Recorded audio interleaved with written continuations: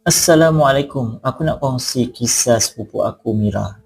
Sejak kecil dia sunyi, suka bercakap dan main sorang-sorang. Kami sangka biasa, rupanya tidak.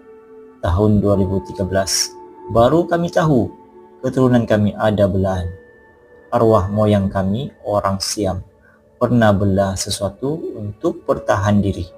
Dan keris pusaka dia tu bukan sembarangan. Katanya pernah makan ratusan nyawa.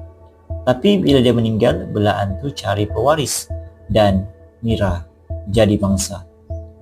Dia pernah dibuli di sekolah sampai satu hari benda tu ambil alih. Mira serang balik pembuli sampai budak tu kritikal. Tapi Mira langsung tak sedar apa-apa. Bila berubat, benda tu cakap, "Aku datang tuntut janji." Tapi kami semua tak tahu janji apa. Mira makin teruk.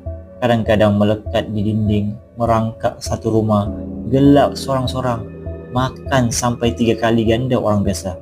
Tapi Ustaz kata, benda tu takkan pergi selagi janji moyang aku tak ditunaikan. Kesian dia. Ramai keturunan kami susah kahwin, rumah tangga bermasalah. Mira sendiri berhenti sekolah, hidup terasing, macam hilang arah. Orang kalau terfikir nak belah sesuatu untuk kekuatan diri, fikir semula.